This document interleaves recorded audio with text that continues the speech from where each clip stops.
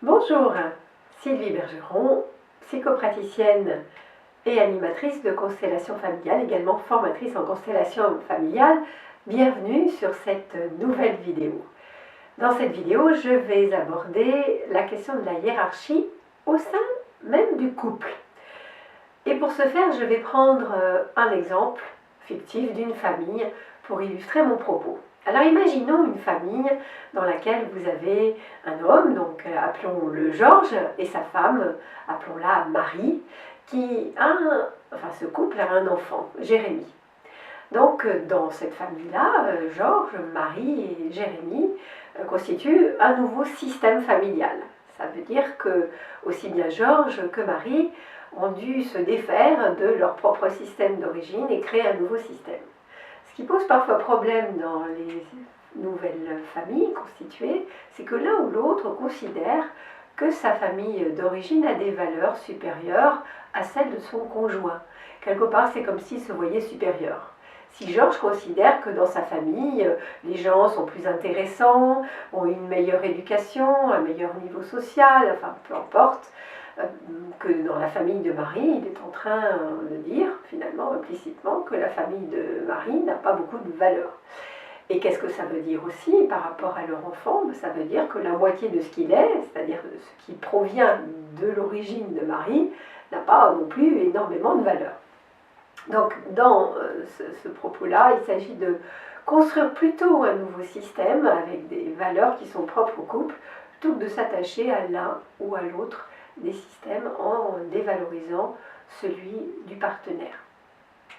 Dans ce nouveau système que j'évoque, donc Jérémie vient donc après ses parents.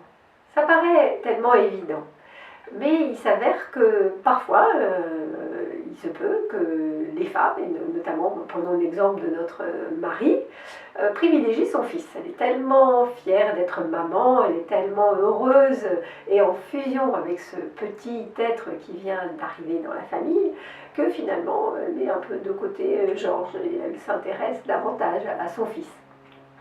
Alors ça non plus, ça ne nous convient pas dans les systèmes familiaux.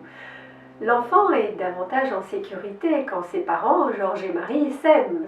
C'est ça son socle de bonheur et de sécurité. Ça n'est pas d'être le chouchou de maman et de passer avant papa. Donc ça va être important de respecter cette dimension-là et que chacun soit à sa place. Les enfants viennent après les parents et ils ne sont pas sur le même plan. Ils ne sont pas sur le même plan horizontal. Maintenant, abordons la relation de Georges et de Marie avec leurs parents. Si Georges est encore en fusion avec sa mère, ou même si sa mère est encore en fusion avec Georges, et qu'il a du mal à positionner Marie vis-à-vis de sa mère, comment Marie va-t-elle trouver sa place? Il est donc important que Georges introduise Marie auprès de sa famille et présente clairement Marie comme étant sa nouvelle compagne.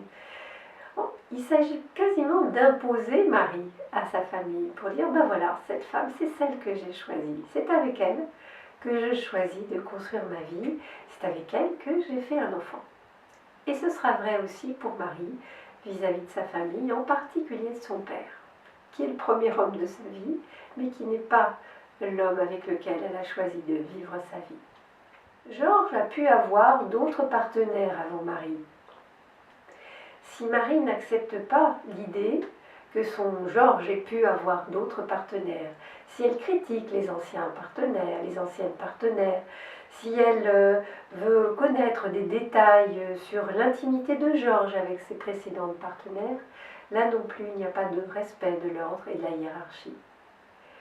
Il est préférable qu'elle ne s'en intéresse pas et qu'elle considère simplement que son Georges est devenu ce qu'il est grâce à ses précédentes relations. Ça ne veut pas dire d'accepter ou d'admettre ou de valoriser ce qu'ont fait d'autres partenaires qui ont pu avoir des attitudes parfois détestables. Il s'agit simplement de reconnaître sa place et quelque part en son fort intérieur de se dire finalement moi je ne suis que la troisième partenaire de Georges, puisqu'il a eu par exemple 2 anciennes partenaires. Si Marie reste dans l'idée qu'elle doit être la première, qu'elle doit supplanter toutes les autres, sous prétexte qu'elle arrive maintenant dans la vie de Georges, il peut y avoir des conséquences terribles finalement sur le système familial, notamment sur la relation avec Jérémie. Quand les précédentes partenaires ne sont pas reconnus, leur destin peut être porté par les enfants du nouveau couple. Alors, si c'est un garçon, c'est peut-être pas aussi grave, mais imaginons que Georges et Marie, en plus de Jérémie, aient une petite fille qui s'appelle Lucie.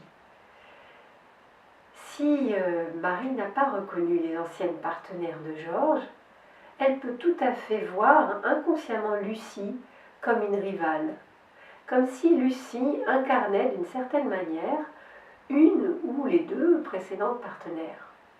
Et dans ce cas, Lucie n'aura pas une relation sereine avec sa maman. Évidemment, il y a bien d'autres éléments que l'on peut aborder avec ce thème de la hiérarchie au sein du couple. C'est un sujet que nous développons bien sûr lors de la formation que j'anime. Je vous propose d'en rester là pour le moment et dans notre prochaine vidéo, j'aborderai la question de l'appartenance, qui est une autre loi des constellations familiales. Je vous remercie de votre écoute et je vous dis à très bientôt.